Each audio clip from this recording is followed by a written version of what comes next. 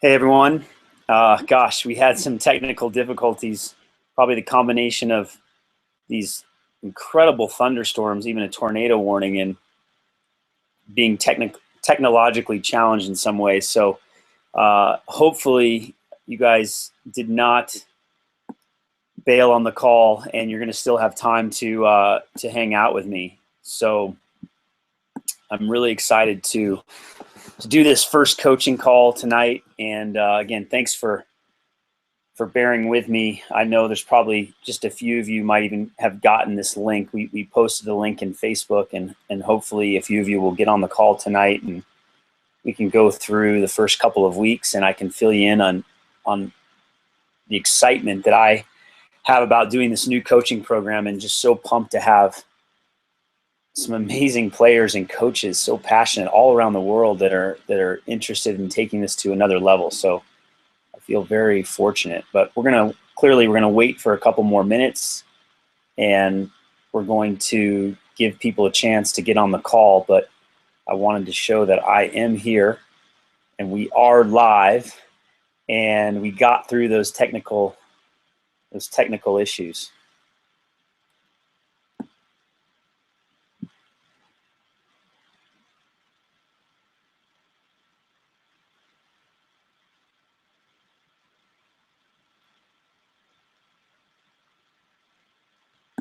So welcome to the call if you're just getting on. We're hopefully going to start in a few minutes, but again, I want to give people a chance to hopefully get on the call, see the new link. Clearly it wasn't ideal with this first call. We wanted everyone to have that original link, but it just wasn't working. So we got things ironed out, and yeah, we're just going to get going here in a few minutes. So I'm really excited about talking about the first month, answering any questions, going over some of the drills and concepts that I wanted to introduce in the first month to get you guys going. It's been amazing to have the feedback from all of you in the Facebook group, so that's been really cool as well. I'm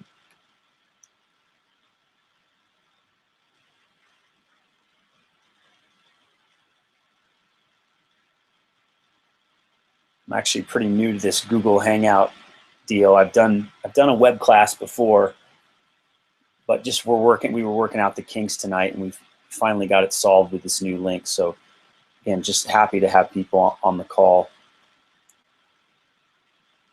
And again, we're going to get started in a couple minutes. Thank you so much for being a part of it. You can go ahead and leave your name, where you're from, and let me know you're here.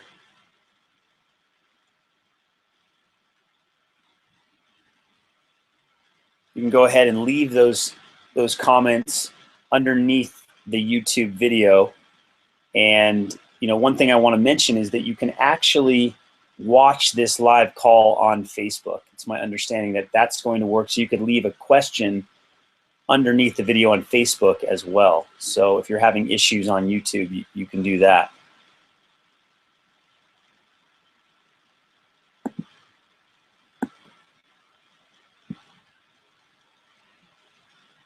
Awesome. I'm really excited to have you guys and gals on the call. And like I said, we're going to give it a few more minutes because we finally got this link worked out around 6:20, 6:22. We announced that we were going to start at 6:30, but clearly, people that are just tuning in or maybe circling back because they thought the call wasn't going to happen, we want to give them a chance to get on the call.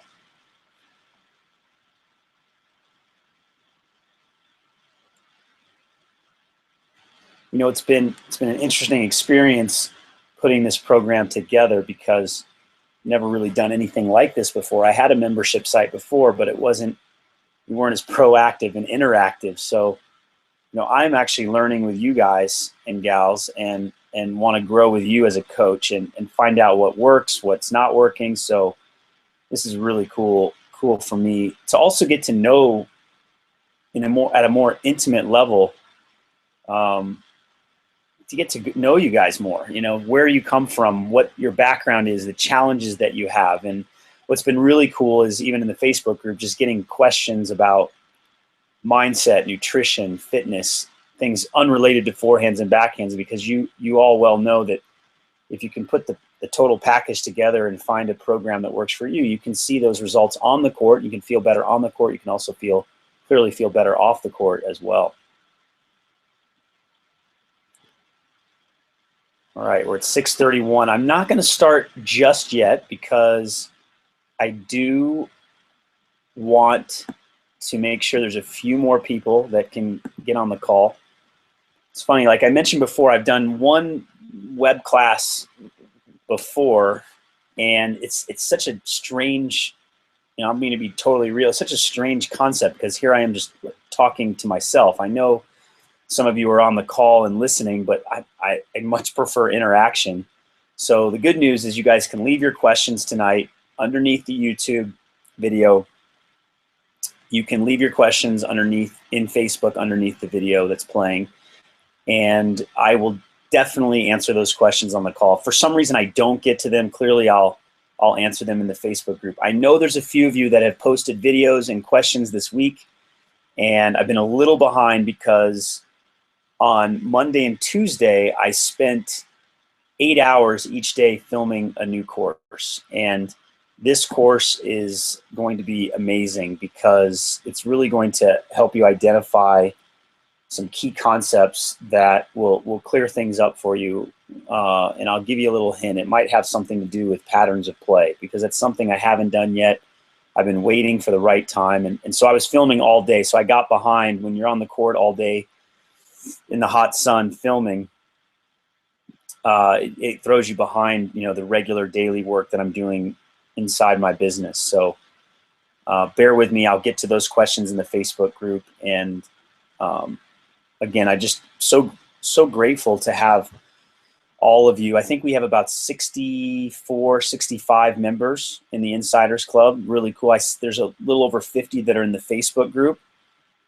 So, having over 50 in the Facebook group, love to get the other 10 in there, but I think some people don't have Facebook accounts. So I'm going to give it a couple more minutes, and then we're going to get started. And clearly, I'm just going to run through, what we're doing in the first month. And I wanted to get this call started the second week of the program. Normally, we're going to do this in the third week of every month, because that will give you time to digest more of the content. But I wanted to get us off to a good start by having the call a little bit sooner. So we're going to plan to have the second call the third week of the second month, and then of course the third month we'll have it the third week, and so on and so forth.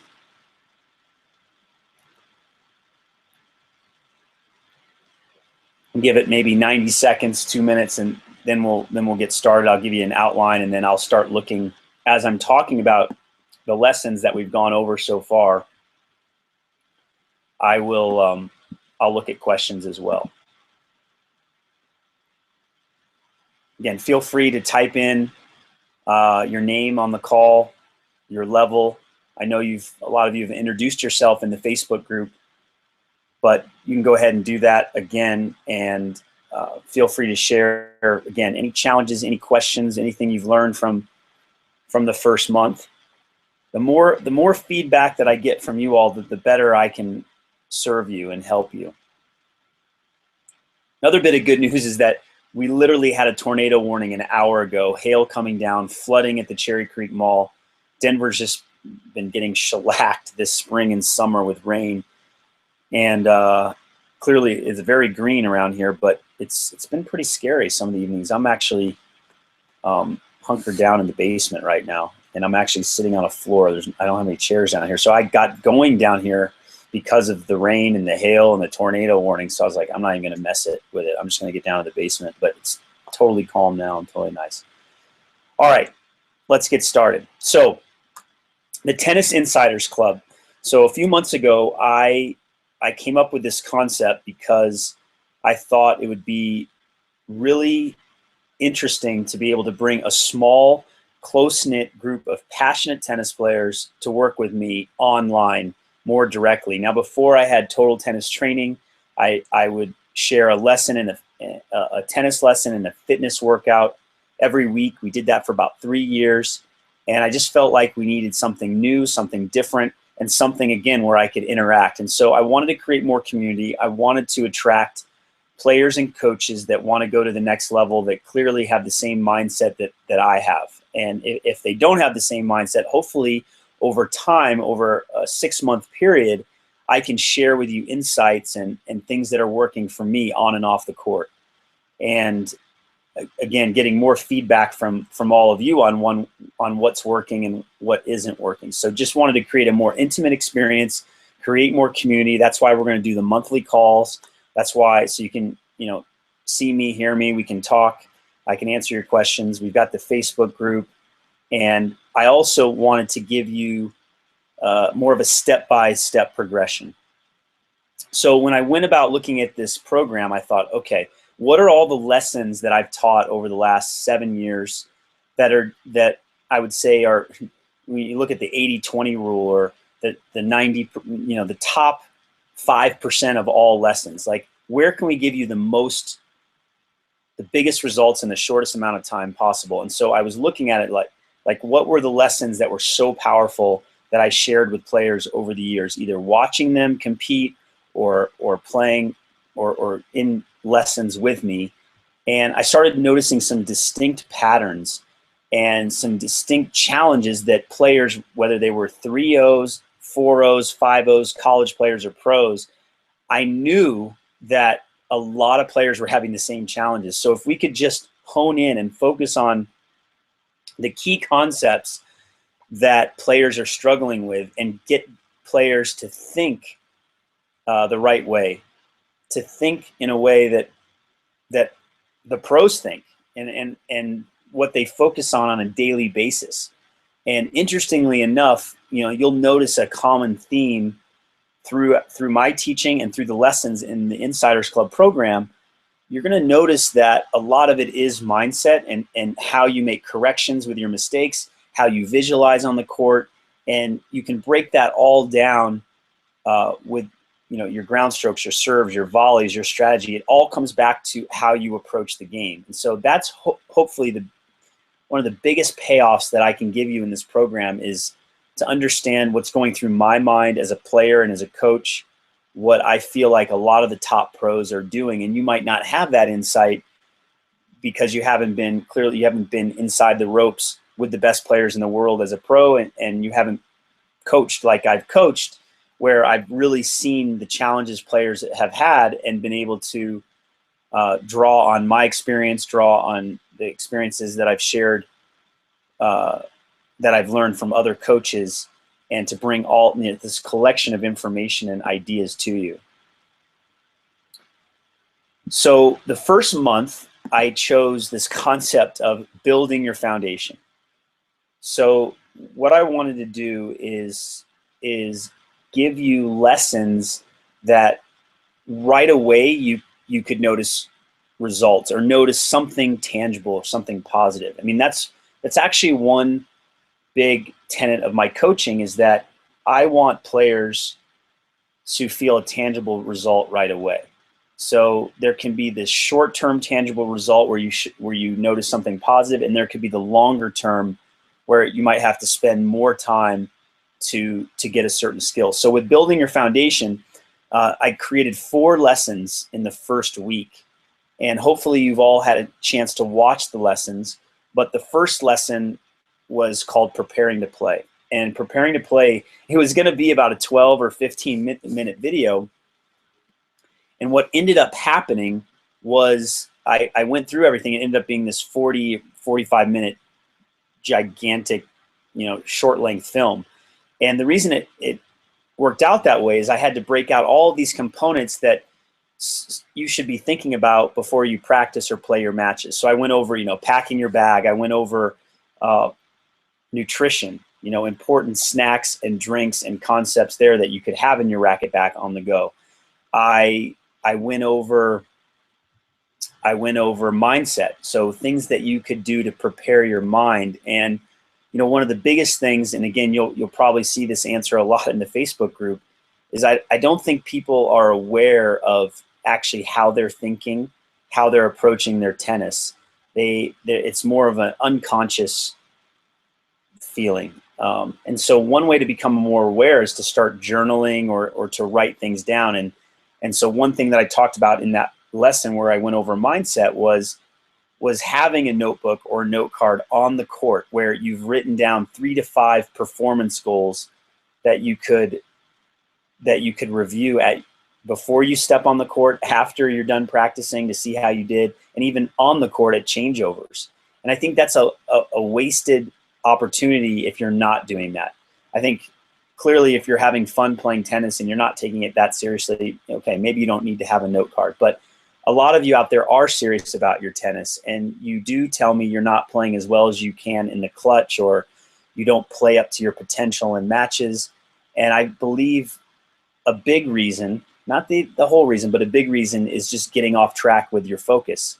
And so if you can have 3 to 5 fun performance goals, and a performance goal could be something like clearing the net on every backhand, that you're literally going to play for 1 hour and you will not hit a backhand in the net. That's a performance goal. That's not, am I going to win? Am I going to hold serve?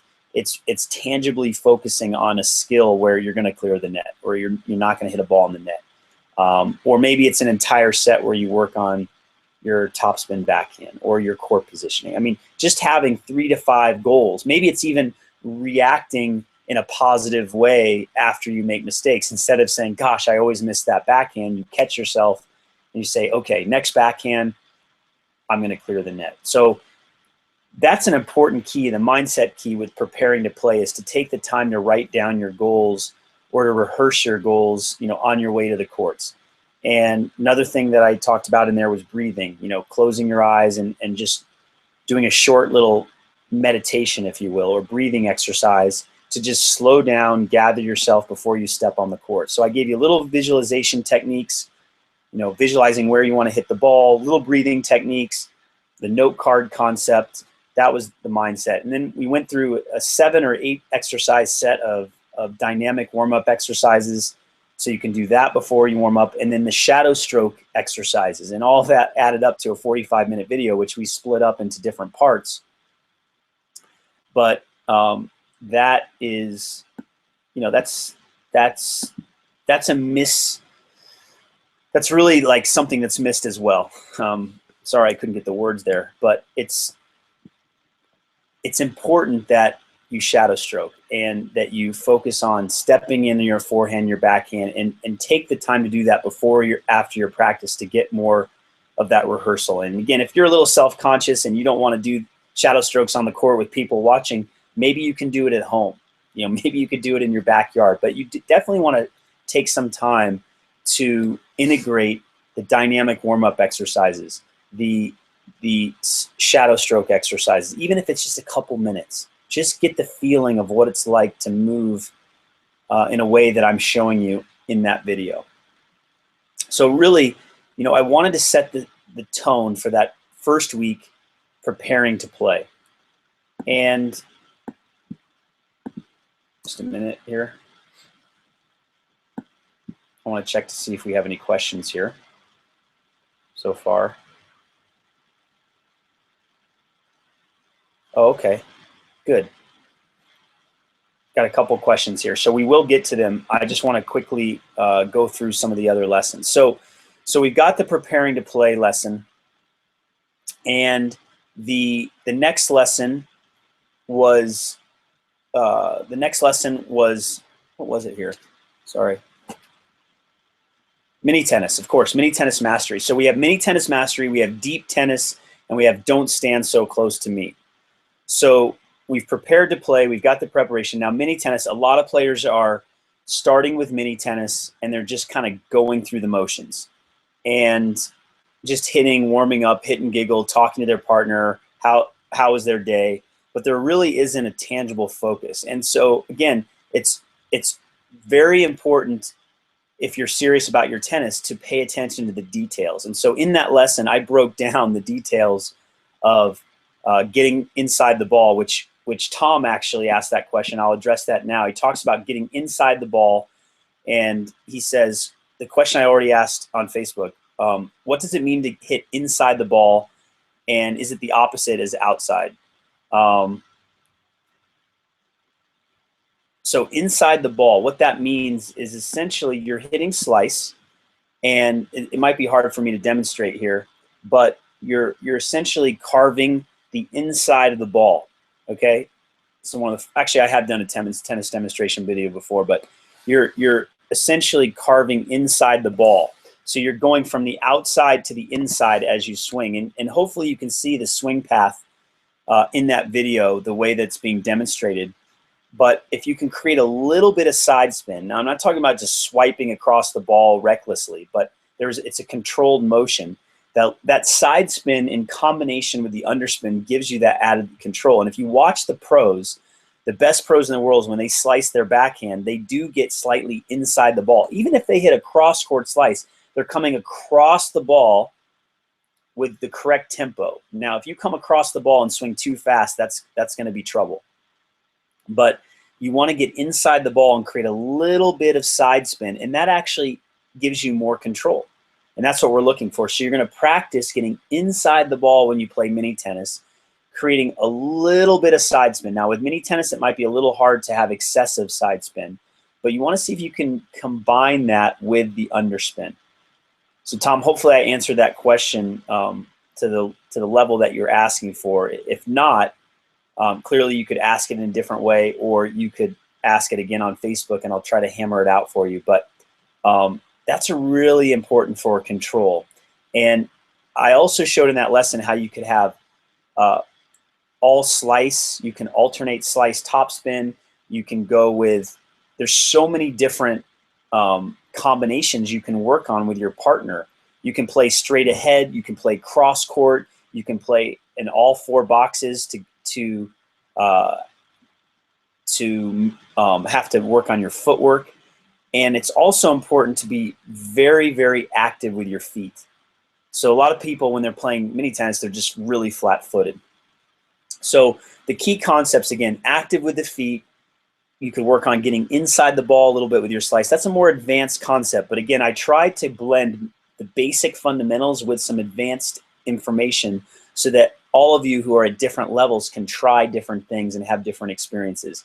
And then you want to try different variations of all slice, sometimes coming over the ball. One thing I want to point out is if you have a two-handed backhand, mini tennis is a lot harder. So you might even want to practice your one-handed backhand, even if you have a two-hander, when you play mini tennis. Just my personal experience is a little bit harder.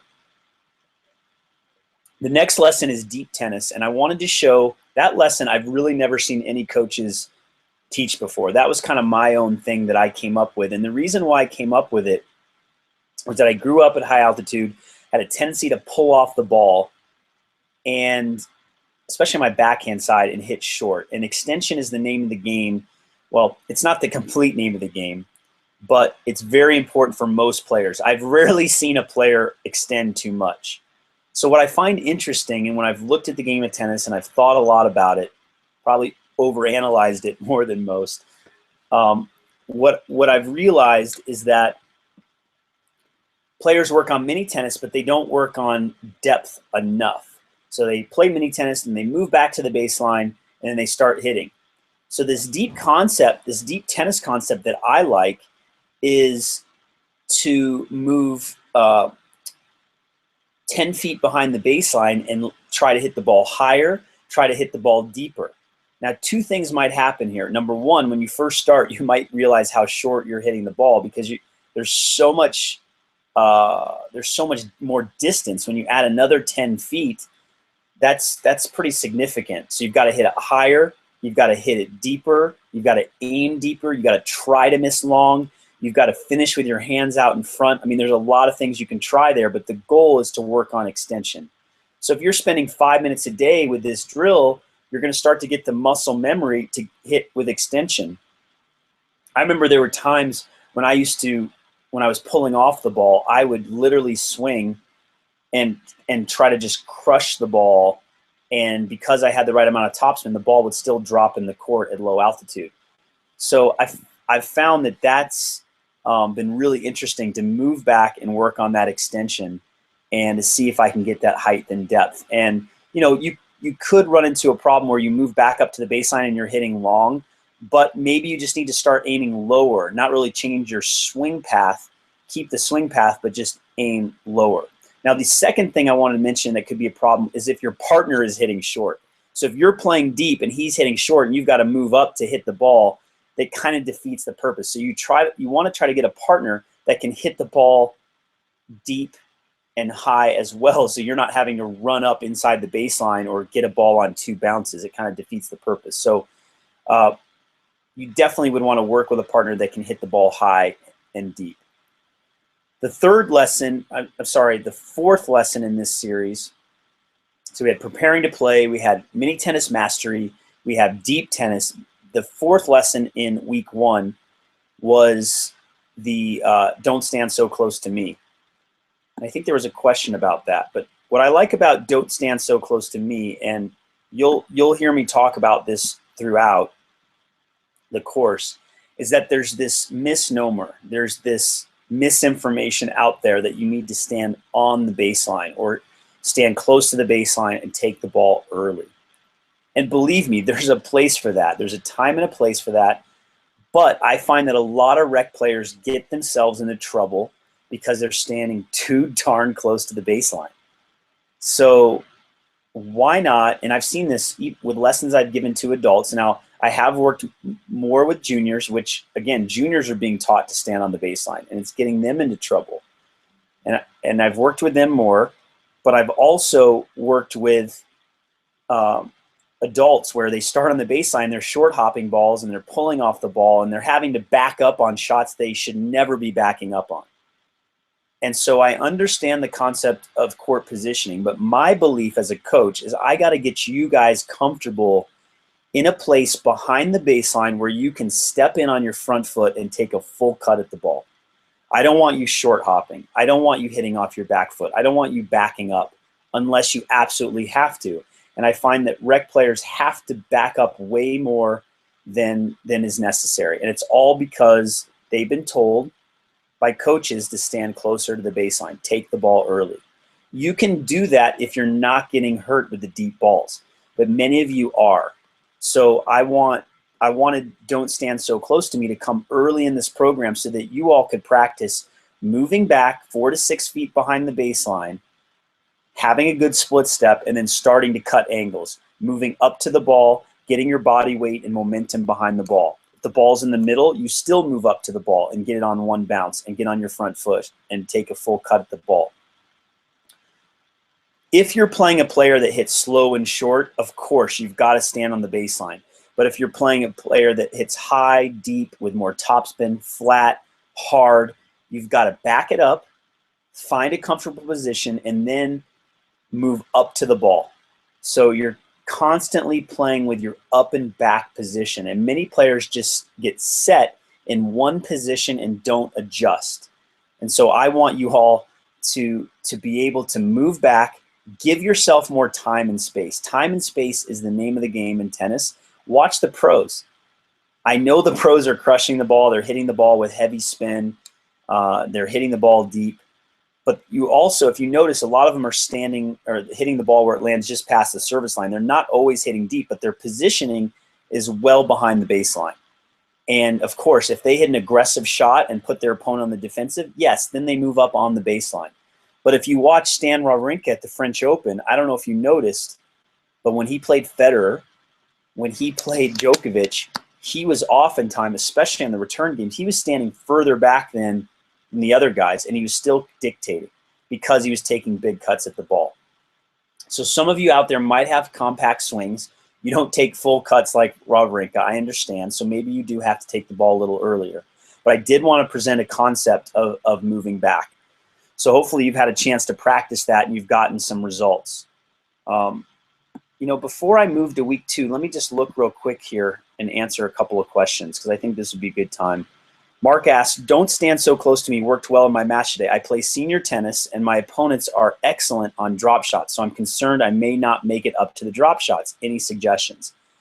So there you go. I alluded to it, Mark, and to those that are on the call, that if you're playing someone that's hitting short and drop shots, yes, you've got to position yourself closer to the baseline. It's about awareness with your opponent. If you're playing someone that's hitting a lot of drop shots, sure, you've got to play closer to the baseline. I would also argue, however, that if you could hit the ball high with topspin, it's going to be harder for them to hit drop shots. So if you're able to play that type of ball, you could actually position yourself further back and hit the higher ball and make them try a drop shot off of a ball that's jumping up at them around their shoulder. They want to hit a drop shot off a lower, flatter ball or off of a slice ball. So yes, to answer your question, if you're playing someone that drop shots a lot, you're going to have to move your court positioning up more, or you're going to have to play higher with more spin. Let's see what else we got here. Mark, you also asked, does Tennis Insiders Club mainly focus on singles? Yes, we're going to mainly focus on singles. I do have plans to work on doubles, to create a doubles course down the road. We might throw some doubles in there later in the course, but it is primarily a singles course. I am open to suggestions. I am open to adjusting the content. So if you all have some specific questions about doubles, I can field them inside the Facebook group. We can log them and just be aware of them. So know that that's an option, but it is primarily a singles course. All right, I took a couple questions there. I do want to get to week 2. Week 2, we went over target practice. So I gave you these kind of warm-up concepts in the first week. Wanted to come out with, preparing to play mini tennis, deep, kind of a unique, unorthodox drill like deep tennis, and then the don't stand so close to me. So right away you have key concepts to work on before you even start hitting. You have key ideas to work on even in your mini tennis, and that was geared again to have you have this concept of, gosh, don't just take your mini tennis for granted. There's more to it. There's more that you can do. Martina Hingis used to spend 30 minutes at the service line before she even moved back with volleys, swinging volleys, ground strokes, footwork. So you can really improve your footwork and your feel around the net if you do the mini tennis and focus on the way that I talked about. Deep tennis, we're working on extension right away. Don't stand so close to me, we're working on your court positioning right away. So right away, I mean, some powerful stuff, some things that it can make a huge difference. So with week 2, if you had a chance to look at it, we had a couple powerful lessons. And the first one, we start getting into the concept of visualization and aim. And one of the biggest mistakes that players make is that they aim too close to the line. So that lesson was called the middle way.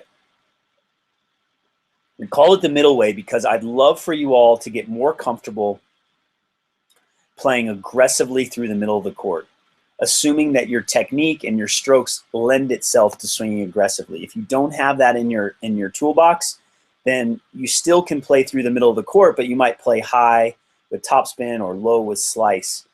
But I really like players to start playing from the inside out. That's different from getting the inside of the ball.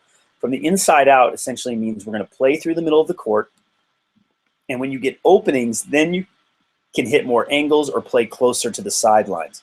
But I see too many players, when they start playing points, go for the sidelines too quickly and make errors and lose confidence, and then say things like, my backhand's so bad, my forehand's so bad.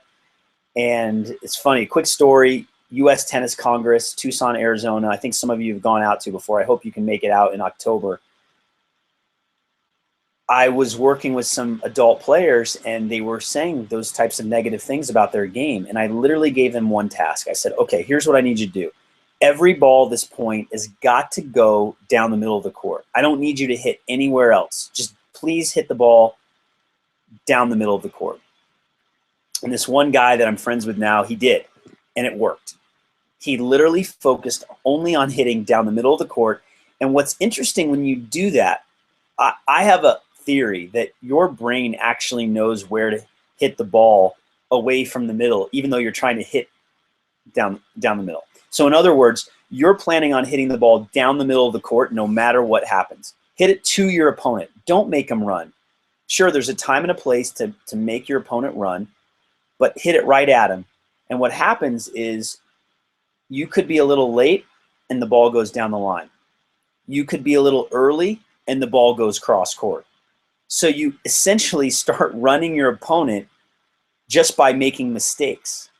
By unintentionally being late or unintentionally being early, you start moving your opponent and creating opportunities.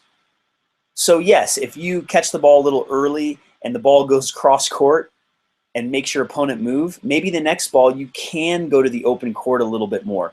But when you go to the open court, you completely take the sidelines out of play. That is so key to just stop missing wide. Please, whatever you do, as your coach, I'm begging you to please stop missing wide. Keep a journal. Write down how many times you miss wide in practice or in matches. Doubles is a little different because in doubles, you're going to be playing the alleys, so you might go for the alleys on more shots. But generally, you should play through the middle in doubles too. So I just love the middle way. I love warming up down the middle. I love having that target down the middle. I love taking the sidelines and the risk out and swinging big, swinging aggressively. Moving back behind the baseline, and then when the ball is a little short, move up and crush it down the middle. Hit it high with spin, slice it down the middle, but just play with your opponent. See if you can make 25 balls in a row without missing down the middle of the court. The next part of the lesson, we talked about not missing in the net. And again, it's just conscious awareness of aiming higher, in this case, aiming higher to clear the net.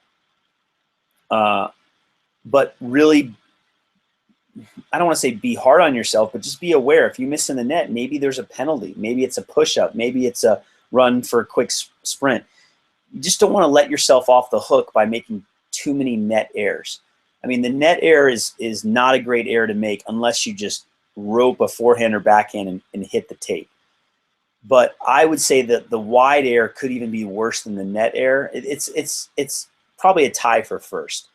A lot of coaches will say never miss in the net. I agree with that to a certain extent, because if you rip a ground stroke and it feels so good and you clip the tape and it stays on your side of the net, I consider that a positive miss. So I don't want to discourage someone from missing in the net if they're hitting it clean. Now, if they miss hit and hit in the middle of the net, different story. Stop missing in the net.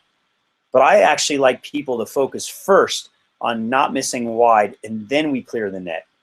If I know a person has a problem with just hitting in the net too much, then I'll start there. But I really like to emphasize the wide mistake and avoiding that first, because I feel like people don't talk about it enough. And if you watch the pros, they're just not missing wide. They're missing wide when they're pressing and they're struggling, but they're not when they're feeling good.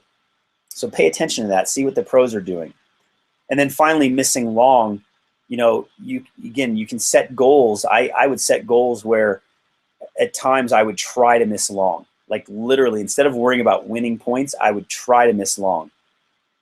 And just aiming for your opponent's feet or aiming for his head. I know it sounds ridiculous, but I've won tournaments, I've won practice matches just by focusing on missing long. Then if I start missing long too much, I change. But a lot of times, again, when you're tight and you're pulling off the ball, you want to try to miss long to break that habit and to extend more out to the target. So in that lesson, I wanted to break down, the wide miss, playing through the middle, the net miss, and the long miss. And you'll notice, in this first couple of weeks, we're not talking about technique.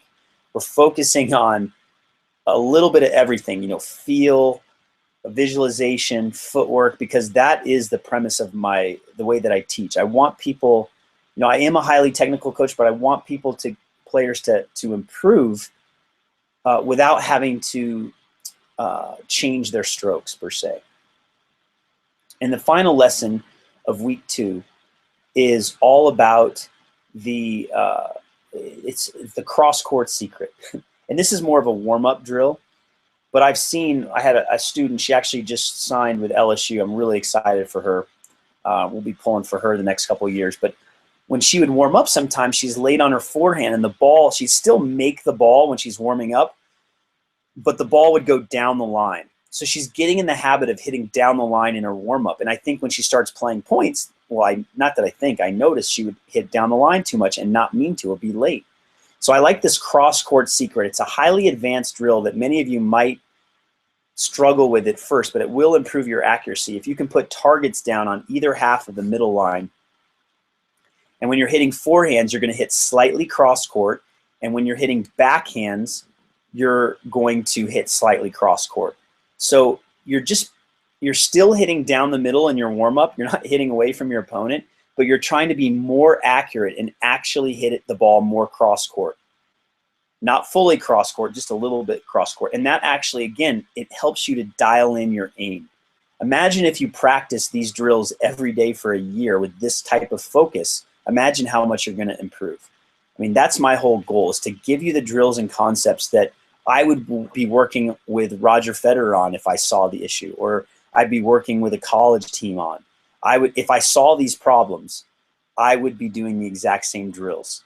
And I would do these drills at a slower, easy pace with beginners, and I'd do this with pros. And so, yeah, maybe I'm not going to pull out all of the advanced stuff in month 1 for you, but I am going to pull out the foundational stuff, the building your foundation.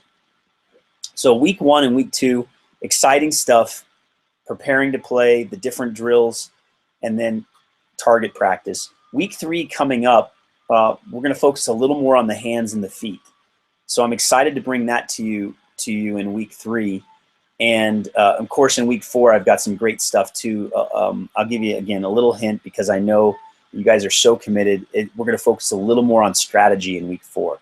So I tried to break, again, this first month was about building your foundation, giving you some drills right away, giving you some tangible things to work on.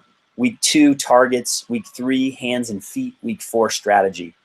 And then, again, if there's any ideas or things that you want to learn, you know, I'm going to do my best to weave everything into this course. I've got the curriculum planned out from months 1 through 6, but I am open to adjusting it to satisfy all of your needs.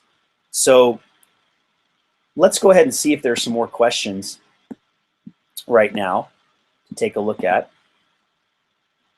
So let's see here. All right. I'm just going to move here. Like I said, I was comfy here on the floor during this deal. All right. So had to adjust a little bit there. All right. So question here. Erwin asks, I've been questioning myself on how to develop a positive self-talk. How can I create good habits by talking with myself? Is there any method or practice you know for this topic? For example, when you feel tired or you struggle in a specific drill or workout, in my case, core exercise, how can I embrace it and work hard to not give up? Thank you. All right, so Erwin, you said a lot here. You have some amazing questions. Let's tackle the first one. I've been questioning myself on how to develop positive self-talk. How can I create good habits? Well, the first thing is, as I mentioned earlier, is just becoming aware. So I want you to become aware of your self-talk. You know, what are the common buzzwords that you use? What are you saying? Write it down. Get a journal and start writing down what you're saying. The biggest thing is becoming aware. The second thing that I think could really help you is I have these little bracelets here. And I did a course 5 or 6 years ago called PX, what was it? PX2, I think? PX2. It's not PX90. But it was a mental performance, you know, mindset performance training program, and they would have everyone wear a rubber band. And anytime you catch yourself saying something negative, you can pull on the rubber band to catch yourself. So really it's about just correcting yourself, self-awareness, understanding your language patterns, because I actually believe conscious language is one of the most important concepts that you can learn as a tennis player and as a person to change your life. Really, I mean, this is at the core of developing yourself on and off the tennis court. So I'm a big fan of conscious languaging. So what I'd love to get you all to do in this program is to work with me on that. I know I just spent 40 minutes on drills, but my belief is if you don't have the mindset and the new ways of thinking, the new ways of talking to yourself and seeing what you want to create with your forehand, your backhand, the way you want to play, you're probably not going to get the results that you want. So I really can't stress the mindset enough. You know, it's not as sexy as, you know, a buggy whip forehand, but it is the foundation. So let's all start with focusing on awareness. Let's start with month one. Like, let's become aware. Like, what are you saying to yourself? And then how are you going to catch yourself? So, you pull on the rubber band or the bracelet, and let's say your pattern or your issue is, like I said before, I always miss my backhand in the net. Well, that's a self-fulfilling prophecy. You're going to keep missing your backhand in the net. So in this case, you can say it, catch yourself, pull on the rubber band, say stop quietly, and just say, okay, I'm going to hit my backhands over the net. And if you hit another one in the net, keep that mantra. I tell my players a lot of times when they're hitting the net and I hear them say, what's wrong with my strokes? I just say, hit the ball higher. I know it sounds simple, it sounds remedial, but literally play for an hour and a half and tell yourself, hit the ball higher, hit the ball lower, hit the ball with more spin, with less spin. Give yourself direct, proactive statements. Sometimes it's a one word, it could be a trigger word. Like if you miss your backhand in the net, say higher. Just tell yourself higher. Okay, you got this, higher. So you can see how if you say higher and you do it in a very strong, confident manner, that's a lot different than, gosh, I always miss my backhand. Ugh. It's just a whole different energy, a whole different way of approaching the game. So I'm going to challenge all of you to share in the Facebook group the breakthroughs that you have by using proactive words like higher, lower, more topspin, more underspin, get it to his backhand. You notice these positive, proactive statements. I am telling myself what I'm going to do, and that is going to allow your body and your mind to move in that direction. So that's the biggest thing that I would work on. Now, when you feel tired or struggle, that's when the mind can play head games with you. No pun intended. Literally, your mind is going to play all sorts of games on you when you're tired and you're struggling, and that's where you've got to slow down. You've got to take a deep breath. You've got to have your routines and your rituals. That might be looking at your strings. That might be getting a quick drink of water. That might be walking and counting your steps, 10 steps before you think about anything. That is, that's key. I mean, it's just key to have the routines, have the rituals built in ahead of time. So when you're struggling, I notice for me, if I'm going through a rough patch or I'm tired, I try to take some extra time. Sometimes you might not have that luxury, but take more time between points.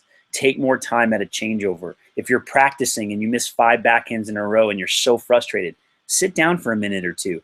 I've had that happen a lot where in practice I do that and I come back and I start playing amazing again. You just have to reset. You got to clear your mind and you got to slow down. So let's look at, okay, let's finish this one. In my case, core exercises. How can I embrace it and work hard to not give up?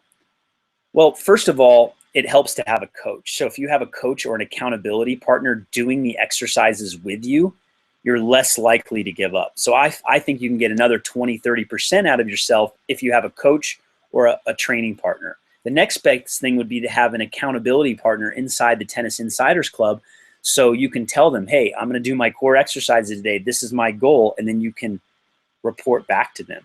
So I really feel accountability is the easiest way to get this to happen. Let's face it, when we're alone, we have a greater chance of bailing out. So that's what I would suggest, is to find someone. Now, if you don't have anyone, you've got to set the intention ahead of time that you're gonna get through it, that you're gonna find a way to make it happen. That you are going to push yourself, and you might want to repeat a mantra like as you're getting tired, like I can do this, I've got this, this is easy. Maybe a couple little snarls and a growl when you're doing your core exercises. Anything to kind of get over the hump into almost that animalistic way of being. I know it sounds funky, but when you're working out and you're doing core exercises, you almost have to shift into a different personality when you're trying to get through things. All right, Mark. Jeff, you mentioned that visualization of where your shot will go while tracking the ball. Can you elaborate more on that concept? I think that is going to be a big step in helping me take the next step. So this is a really interesting question about tracking the ball and visualization. And this does confuse a lot of players, and it's probably one of the most difficult things for players to get. I've worked with junior players for years where even after 3 or 4 years, they're still not visualizing where they want the ball to go. And the short answer is that as you're playing a point, you want to have in your mind's eye a visual or a feel, even a feeling. It could be a combination depending on how it works for you, of where you want the ball to land or the shape of the shot. In other words, as the ball is coming to you, this is not something that you're going to think about. And I think this is where people get in trouble. They think about where they want the ball to go. As the ball is coming and you're making a decision to hit a forehand or a backhand, as you're watching the ball is coming into your strings, you have in your mind's eye an idea of where you want the ball to land. That's why when you see Roger Federer hit a forehand and not look up for seemingly an hour, he already has a sense of where he wants that ball to land. Us mere mortals, we can't always be as accurate as Roger Federer with our shots, but it's good to have an intention of where you want the ball to land. Hopefully, Mark, that helped a little bit. It's not the easiest concept to explain on a call, and it's something you have to work with a specific player. But the idea, again, is you're not looking up to see where the ball is going. You just have it in your mind's eye. I actually like visualizing the shape of the shot, whether it's a rainbow shape or a laser or an arc, but shaping it and seeing the ball land on the other side of the net. And when you have big targets, that helps too. So just aiming to a big spot in the court and then having that shape of the shot in your mind's eye, it's really huge. And another point I want to make is that, in a long rally, 8, 9, 10 shots, if you are thinking too much about what I'm describing right now, you won't be able to react quick enough. So if you find that you're trying to do what I'm explaining and it's not working and you feel slow to the ball and it just feels weird and not natural, then you're probably thinking too much. And a lot of us are guilty of that. So it is a sense of in your mind's eye, you can see where the ball is going to go. So hopefully I answered that question, but it is a big key for most players because most players aren't aiming. So bring your target in, make it a safer target, see the shape of the shot, and it's a quick image. It's not like this thing that you think about the entire time the ball is coming to you. It's like a quick flash that you see, and then you just trust it and you just go. Okay. See if we have any more questions here. I'm just looking through here. As I'm looking, no longer seeing the video.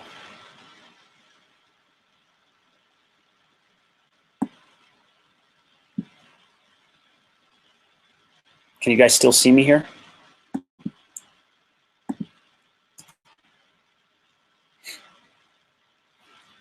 Okay, good. We're all good. All right, so I've gone through so far the questions that I'm seeing here. I've gone through week 1 and week 2. I gave you a little sneak peek of what's next. So, okay, there we go. Look at this. An emergency alert for flash flood warning until 10:15. This is serious business here. Huh. All right, okay, I want to make sure I got all the questions answered. Yeah, it looks like we're good so far. I'll give you guys a minute or two, last minute questions coming in. I wanted to handle some of them tonight. So hopefully you guys got a lot of value out of this call. We've been going for about 50 minutes, 45, 50 minutes. I broke down each lesson. I gave you a little background, told a few stories, and week 3 is coming next week, hands and feet. It's one of my favorite part, hands and feet. Not shoulders and hips, hands and feet. Again, going back to feel and awareness. I want to keep establishing that concept of feel and awareness for you all as players. And that's awareness with your languaging. That's awareness with your targets, where you're aiming. That's awareness with your hands and with your feet and with your strategy. So that's really the foundation that I want to start building in month 1. And, I'm super excited to keep going with this. I'm an open-minded coach, so I'm open to questions and concepts in the Facebook group. If you have ideas, let me look through one more time. If I got all the questions I needed to answer tonight. Yeah, it looks like I got it. So, all right, guys, thanks a lot for being on the call.